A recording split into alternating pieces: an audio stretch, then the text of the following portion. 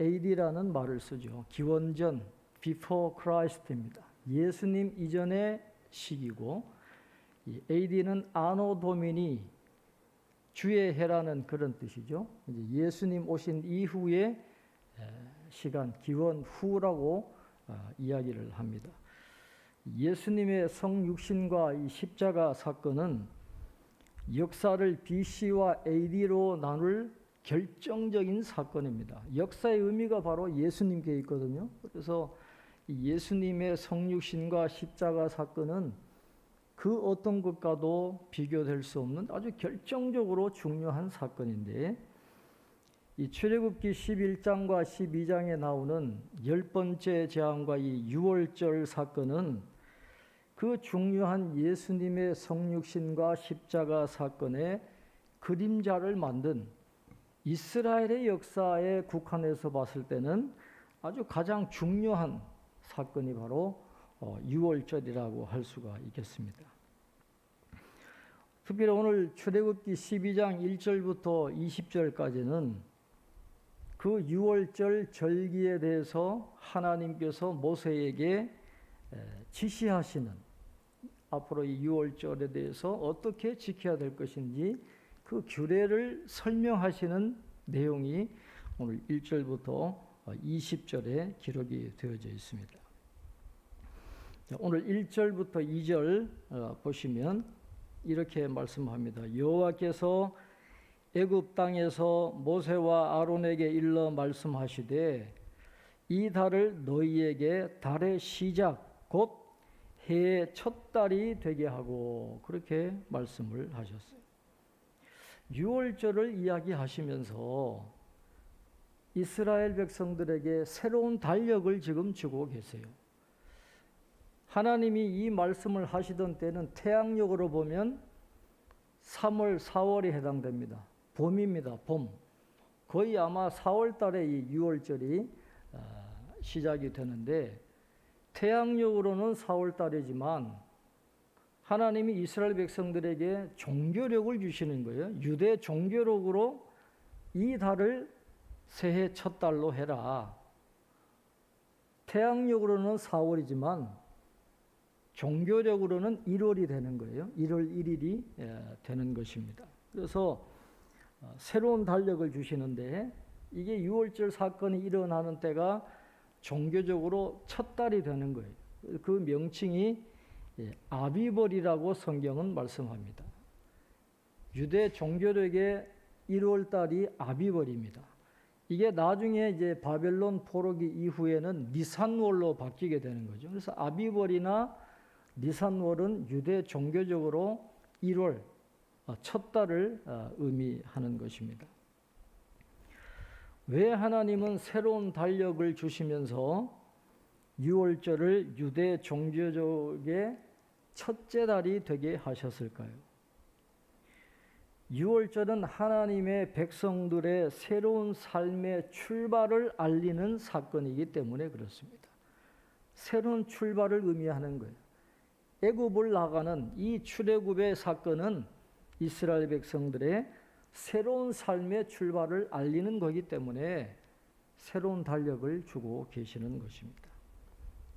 예수님의 탄생을 계기로 해서 이 태양력이 그리스도 안에서의 하나님과 인류와의 새로운 관계를 상징하듯이 이 유월절이 담겨있는 이 이스라엘의 새로운 달력은 이제 하나님과 이스라엘 민족 간의 새로운 관계를 상징하는 것으로 그렇게 기록되어 있습니다.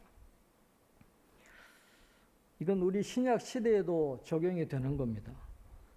나이가 많든지 적든지 상관없이 우리가 예수님을 믿게 되면 그 순간부터 새로운 출발이 시작되는 거예요.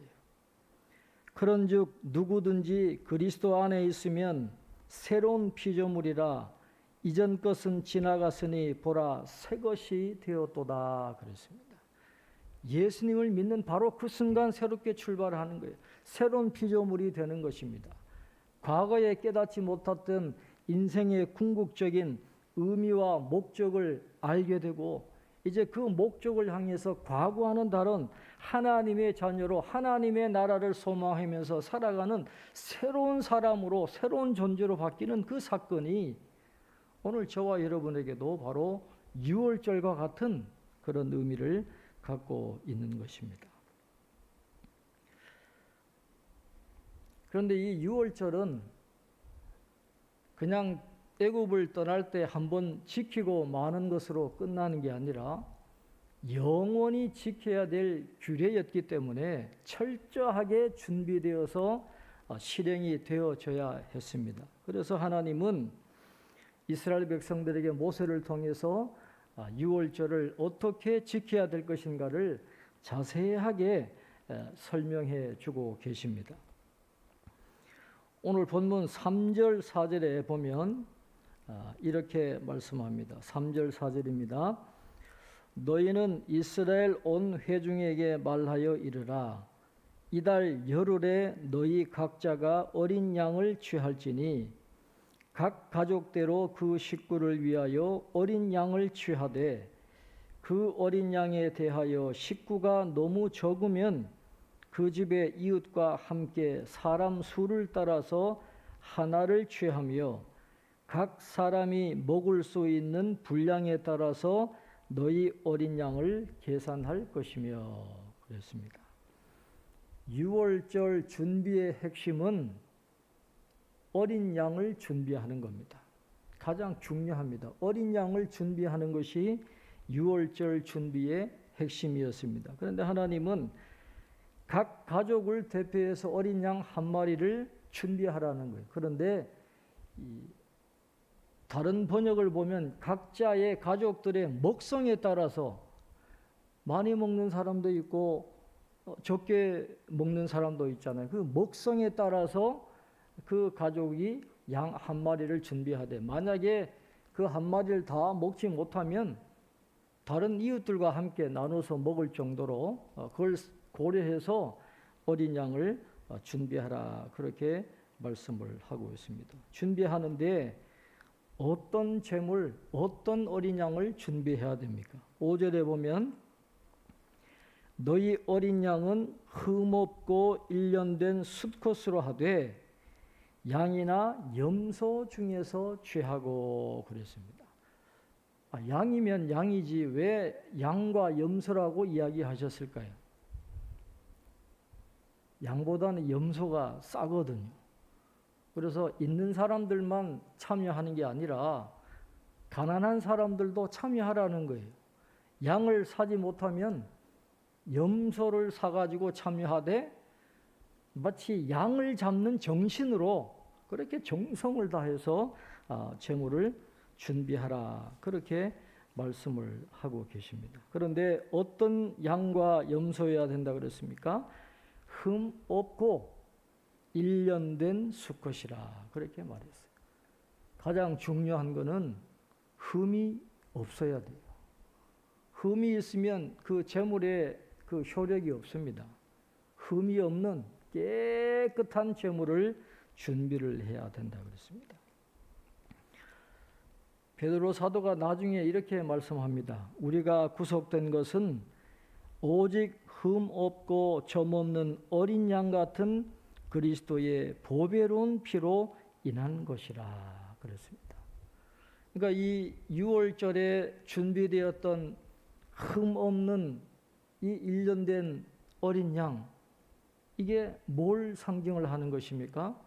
예수님을 상징을 하는 것입니다. 흠 없는 어린 양은 이 유월절에 준비된 흠 없는 이 어린 양은 바로 예수 그리스도의 그림자인 거예요. 그래서 유월절이 굉장히 중요하다라는 거예요. 자, 준비된 어린 양들을 어떻게 하나요? 이제 그 달 새해 첫 달 10일에 제물을 뽑는 겁니다.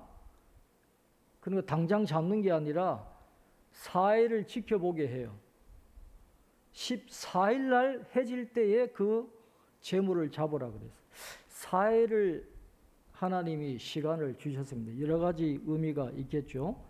아마 그 중에 흠 있는 것들을 골라가지고 다시 교체도 했을 것이고 여러 가지 준비하는 시간이 있었겠죠. 그래서 10일 날 선택을 해가지고 14일 날 해질 때에 그 양을 이스라엘 회중이 그 양을 잡고 그랬어요.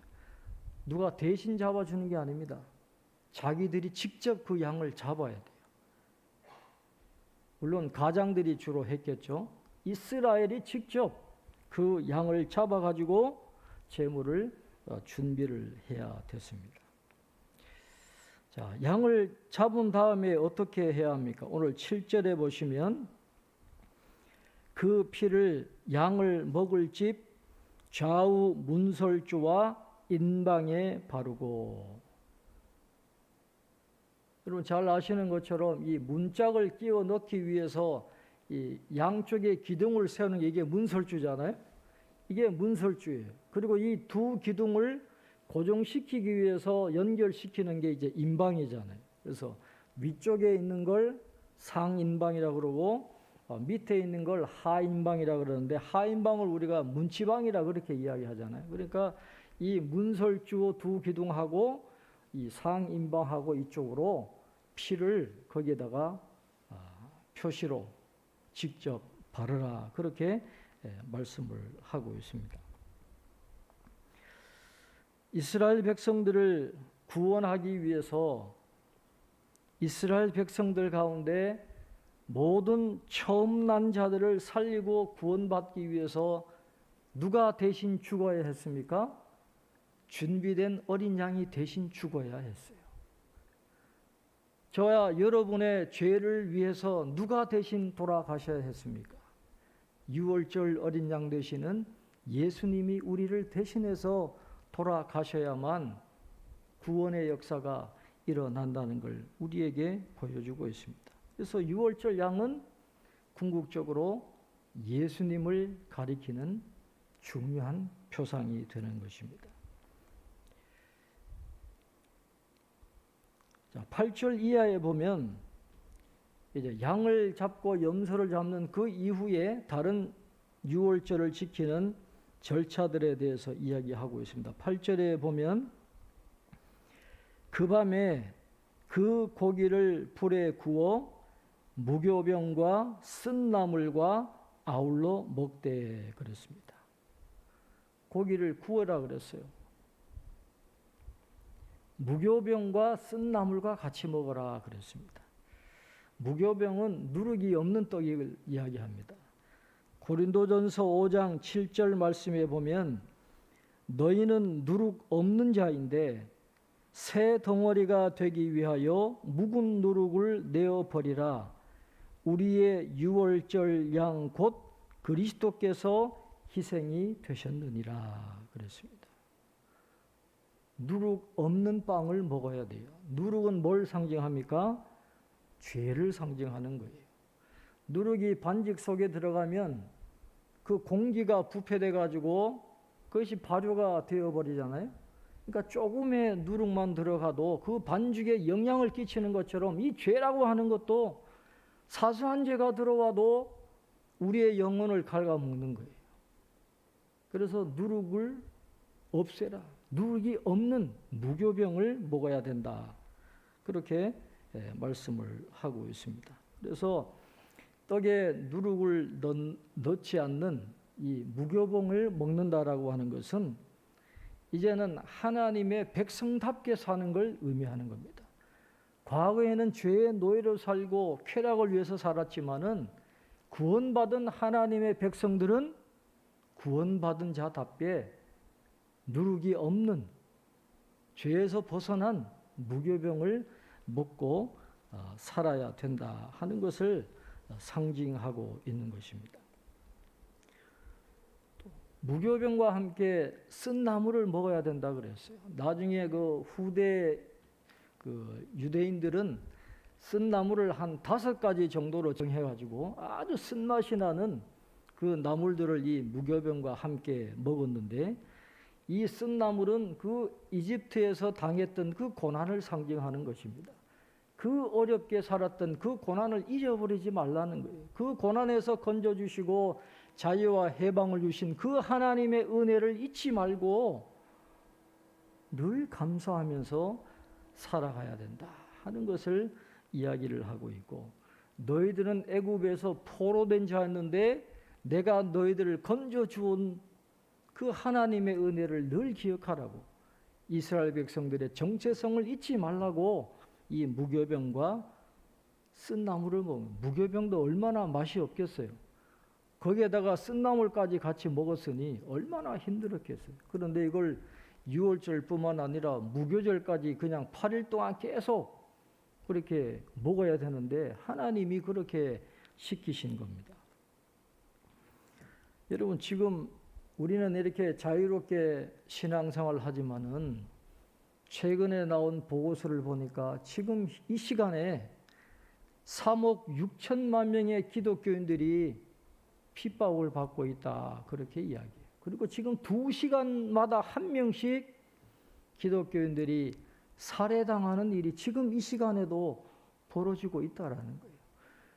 우리는 6월절 어린 양 대신 예수님의 은혜로 구원받아서 이렇게 자유롭게 살아가고 있는데 우리는 그 은혜를 참 잊어버릴 때가 얼마나 많습니까? 지금도 핍박받는 믿음의 사람들이 그렇게 많아요.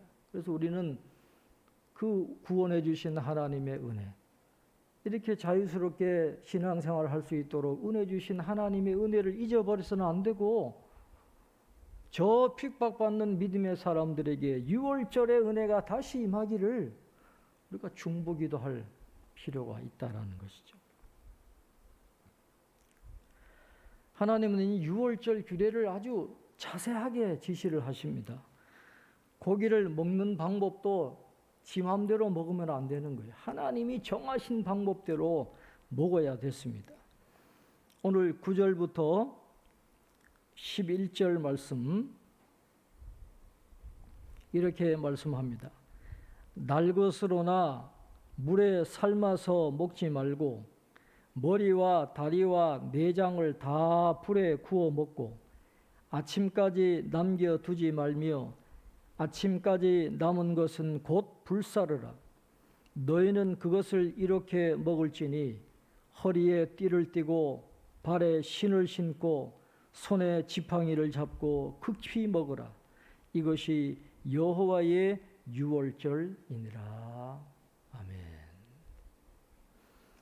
여러분이 유월절이 애굽을 치시는 마지막 10번째 재앙이 애굽을 덮치기 전에 하나님이 지금 말씀하시는 거잖아요. 이전에 이미 9가지 재앙이 있었어요.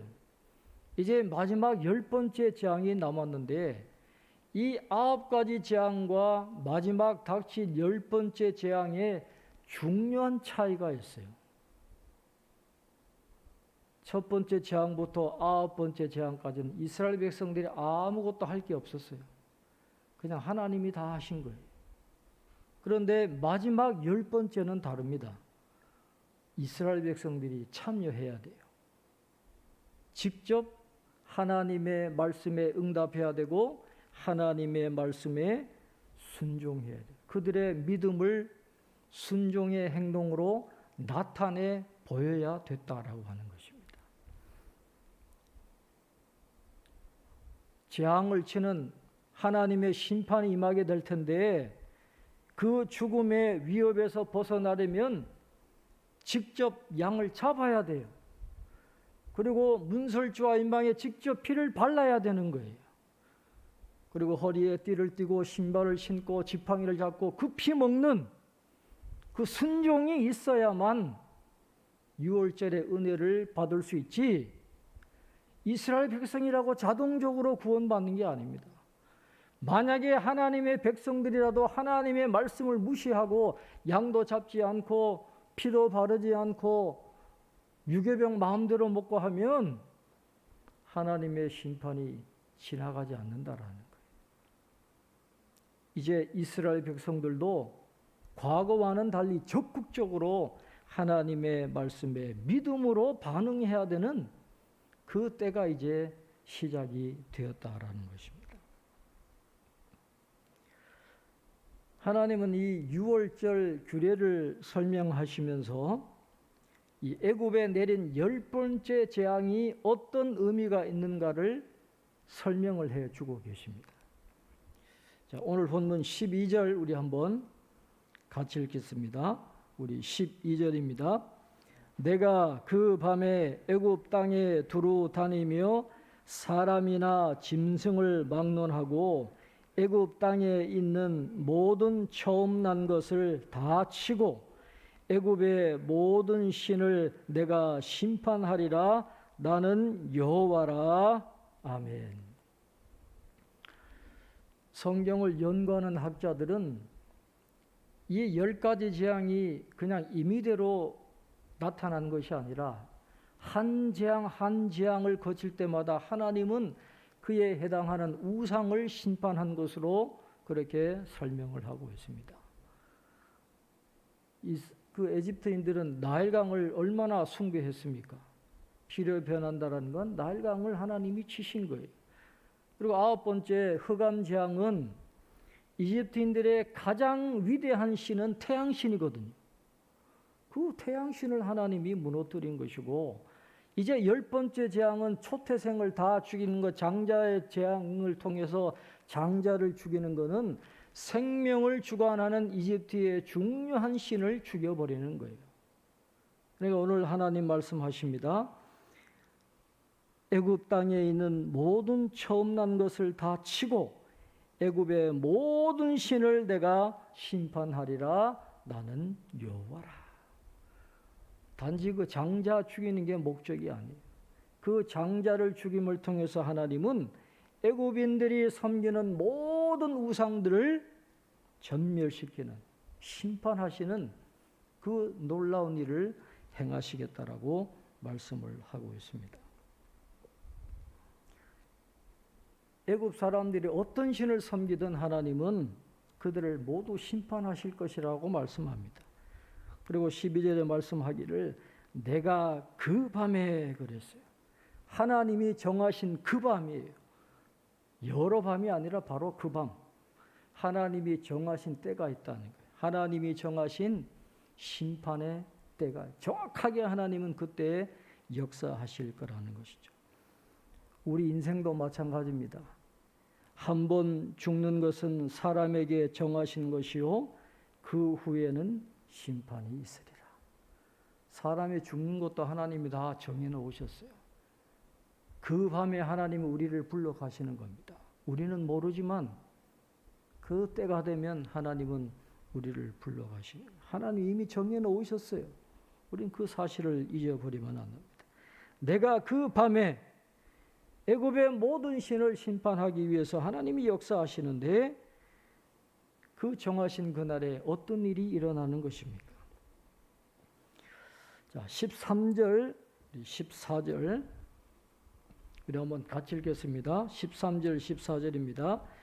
내가 애굽 땅을 칠 때에 그 피가 너희가 사는 집에 있어서 너희를 위하여 표적이 될지라. 내가 피를 볼 때에 너희를 넘어가리라. 재앙이 너희에게 내려 멸하지 아니하리라. 너희는 이날을 기념하여 여호와의 절기를 삼아 영원한 규례로 대대로 지킬지니라. 아멘. 그 밤에 하나님이 애굽을 치십니다. 바로의 장자도 죽어요. 노예의 장자도 다 죽습니다. 짐승의 첫 새끼도 다 죽음을 당하게 되는데, 이스라엘 백성들에게는 하나님의 말씀대로 어린 양을 잡고 피를 문설주와 인방에 바르고 무교병을 먹는, 쓴나물과 함께 먹는 그 믿음의 사람들에게는 하나님이 내가 너를 넘어가리라. 6월절은 패스오버잖아요. 하나님이 넘어가시는 거예요.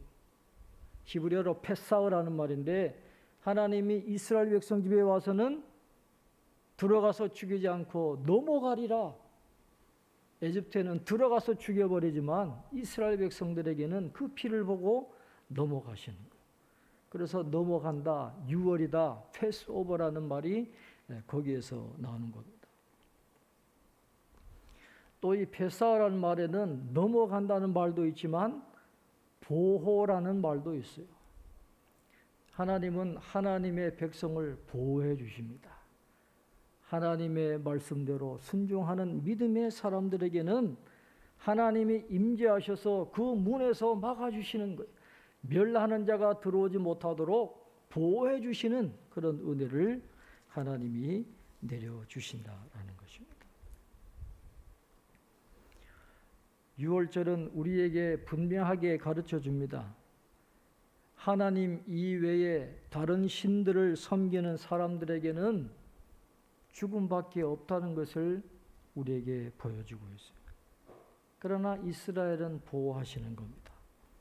하나님이 백성으로 택해 주셨기 때문이고 그들이 하나님께 속한 자의 표시로 양의 피를 사용했기 때문에 그렇습니다. 그들이 잘나서 그런 게 아니에요.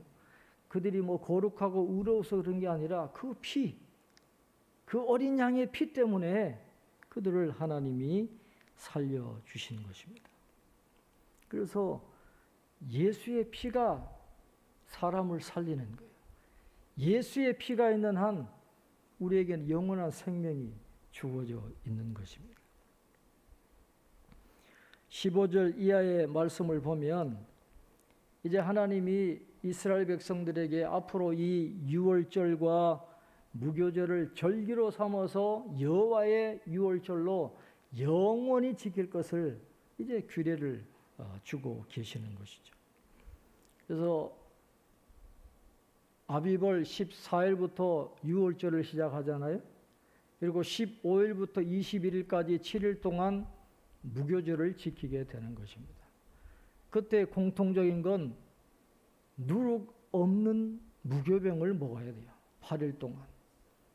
누룩 없는 유교병을 먹고 어린 양의 고기를 먹고 쓴 나물을 먹으면서 이 유월절의 은혜를 늘 되새기고 그래서 이스라엘 백성들은 예루살렘에 올라가자면 3대 절기 때마다 유월절과 이 칠칠절, 오순절과 초막절, 장목절 3대 절기에는 이 이스라엘 장정들이 다 예루살렘에 올라가서 하나님께 절기를 지키면서 우리를 구원해 주신 그 은혜, 지금까지 인도해 주시는 그 은혜, 그것을 늘 되새기면서 그들의 정체성을 확립하고 다시 믿음으로 결단하고 한 해를 넘어가는 그 은혜가 이제 유월절과 무교절을 통해서 이어지게 되는 것입니다.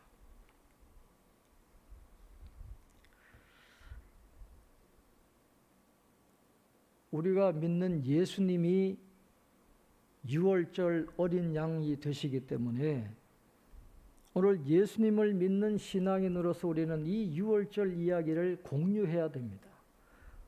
이 유월절 사건은 이스라엘 백성들에게만 국한된 것이 아니라 어린 양 예수님의 피로 구원받은 저와 여러분에게도 동일하게 적용되는 귀한 사건이에요. 그래서 오늘 이 유월절을 통해서 우리는 두 가지를 기억을 해야 됩니다.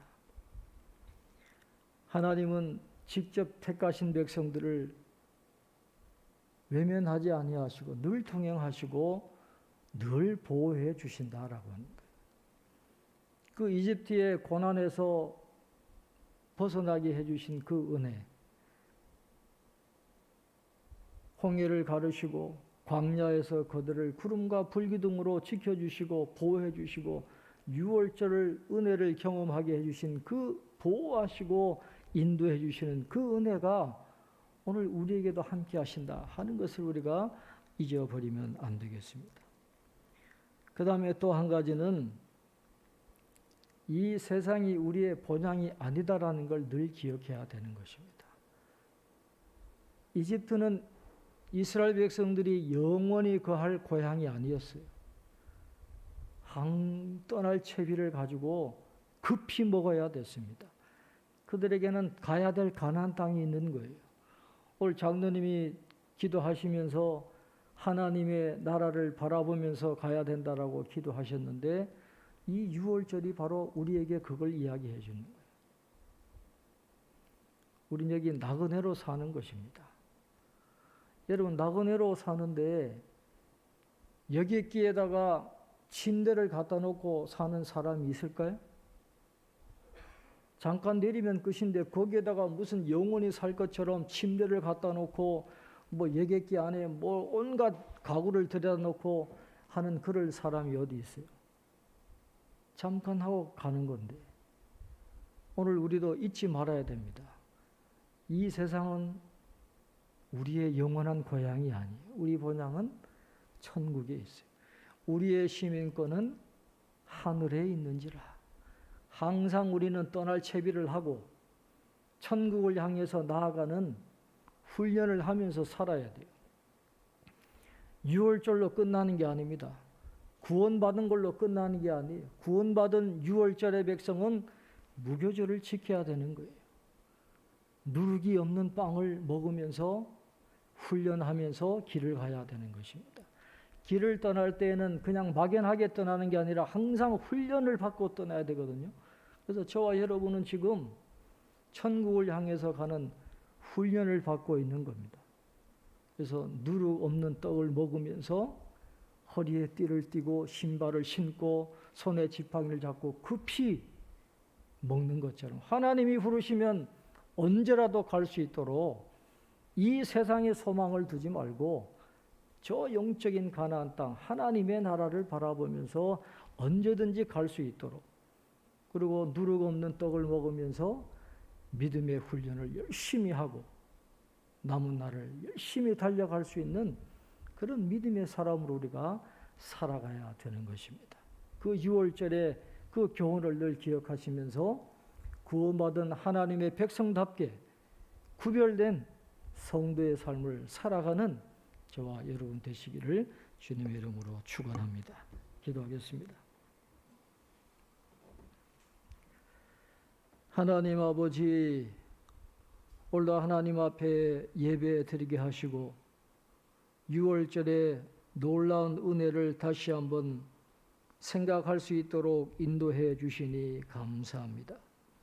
오늘 이 6월절 이 귀한 사건을 통해서 6월절 어린 양 되시는 예수님의 그 크신 은혜와 사랑을 다시 한번 되새기는 죄들 되게 하시고 택하신 백성들과 항상 동행하시며 보호해 주셨던 그 하나님의 손길이 우리와 함께 하셔서 하나님의 진노와 심판과 어둠의 날에서 우리를 지켜주시고 사단의 공격으로부터 우리를 지켜주신다고는 확신을 가지고 저 천국을 향한 낙원의 길을 믿음으로 잘 달려가는 저희들 되게 도와주시옵소서.